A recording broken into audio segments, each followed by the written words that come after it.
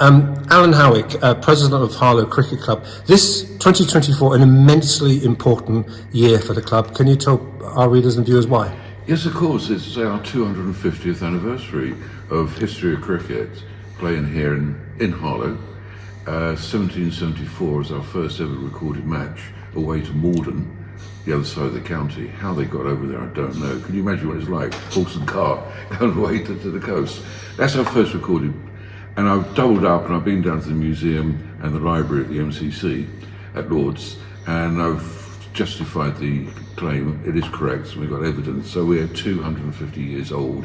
History of cricket played here. What is the evidence? There was a press cutting in the Essex Chronicle, September 1774, of a match which Harlow won at Morden at great odds.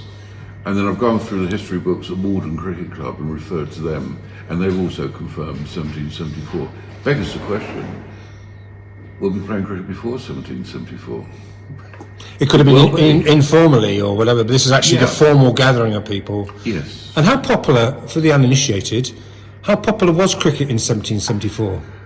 It depends which history books you read. It was popular because it was an easy game to play, allegedly created by the shepherds chucking bits of stone at each other. But organised cricket was very much a lot of gambling involved. The gentry over here, Moor Hall, the old manor, had its own cricket ground. Perry Watkinson had his own cricket team that used to play regularly. We got his scorebook here tucked away in our library. So there was quite big cricket. So there's a lot of landed gentry would raise a side, and they would employ the best cricketers to work on the grounds as a gardener, they were looking after the horses, whatever. They would be effectively professional. But then the communities, like here in Harlow, would also create their own little cricket club. They would probably cricket in the summer, soccer in the winter. The names overlap all the time. In fact, Harlow Town Football Club actually played here on Marigold in the 1880s before their ground was built next door on the back of the Green Man Hotel before they went to the town centre. So was the playing of cricket from 1774 consistent? Were there any dips in years or decades? Well, that was the only problem, because the local newspaper is the best source of research, and the local newspaper at the time, the Herts and Essex Observer, didn't publish until 1861. So we have this gap between 74 and 61. So the best part of 120 years. But yeah, there had to be organised cricket. The momentum was always going to be there. At the moment, we can't discover too much. There isn't anywhere to find research. But now newspapers going online, it makes it a lot easier to generate information and to discover a little bit more. So that's why I've basically said playing cricket, organised cricket in Harlow since 1774. There's a gap in the 1880s where we vanished, but we still had a Moor Hall Cricket Club. We had an All Saints Cricket Club. For some odd reason, no Harlow. And then Harlow reappears in 1890. All Saints vanish.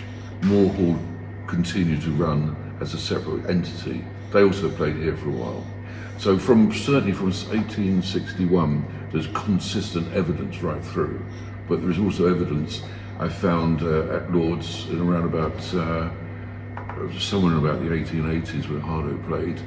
Another time. So yeah, I'm comfortable that cricket was regularly played during that period. And always here, and always these two pitches? No, this cricket ground only started around 1880s. Before that, they would say that Harlow Cricket Club plays somebody, and at the Oxleys, well, that is now a housing estate, but built on a field, and the field was probably called the Oxleys. So they would have played there. They say behind the Green Man, or Green Man Field, which could well have been here or where the Norman Booth Centre is. So it's difficult to know exactly where we were playing, but I think anywhere where they just cut a bit of grass, made it flat, and played. I can't narrow you down to one game in 250 years, but if you ask Harlow Town Football Club what's the greatest game, they'd say when they beat Leicester City and Gary Lineker, etc. in the FA Cup. Is there a sort of golden era or golden season or golden game? Frankly, no. We've just jogged along.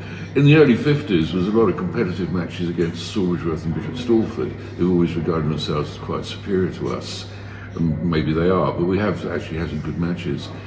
There was a wonderful article in the Hearts of Essex Observer around about 1870s about the announcement of the opening of a grand cricket match, and when the 22 of Harlow thrashed the 11 of Essex. There wasn't an Essex County Cricket Club at that time, but there was cricketers calling themselves Essex Cricket Club, and they were invited to play here, and we soundly beat them.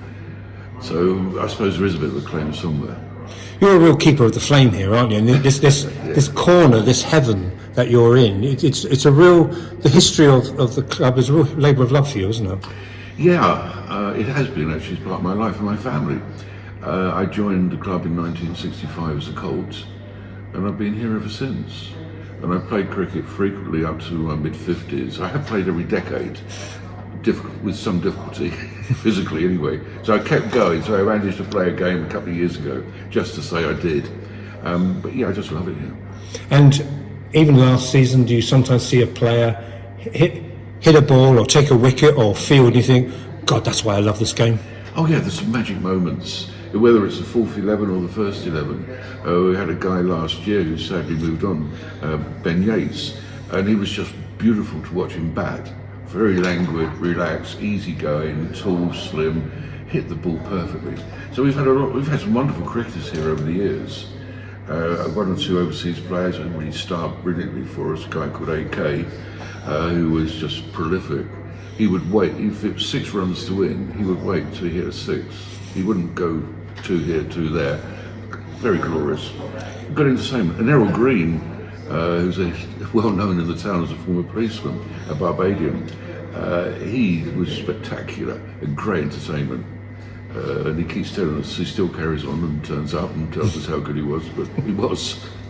And in front of me is the calendar celebrating cricket, a calendar of events. So the actual cricket, games of cricket, it looks like a whole feast of cricket coming on this year. Yes, what we're doing, we've invited all our friends like Masham Green, Salisworth, Bishop Stortford, Upminster and Morden to come along and play a nice Sunday game of cricket with classic English cricket tees.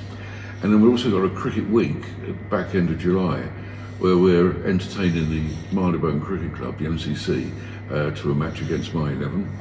We've also got the Club Cricket Conference coming along playing the World Cricket Exchange, which is going to be spectacular. You must come to that. Last time they played here, we had our tin helmets. The balls were flying over the top of this clubhouse onto Spicer's Field. It was brilliant fun. And you would hope that beyond 250th anniversary, that the game in Harlow continues to thrive and grow. Yeah, I hope so. We're here, along with our friends Harlow Town. We are organising regular cricket. We put out 4 or 5 sides every Saturday. They've got 3, which is quite significant. So yeah, cricket is alive. I won't say bubbling, but it's alive and well. It will survive. We've got to make sure it does. We've got this tremendous investment and facility. Is only there to help. But meanwhile, 2024 is very much a celebration of past, present and future. It's a way of remembering our past and building the footings to continue for the future, for the next 250 years. And we finish off in the end of September, the 28th. We're having a gala dinner here for 100 people, and Graham Gooch, the former England and Essex cricketer, is coming along to be our guest of honour and say a few words of wisdom. I hope he can find us. I'm sure he's never played here, but he's going to come along anyway.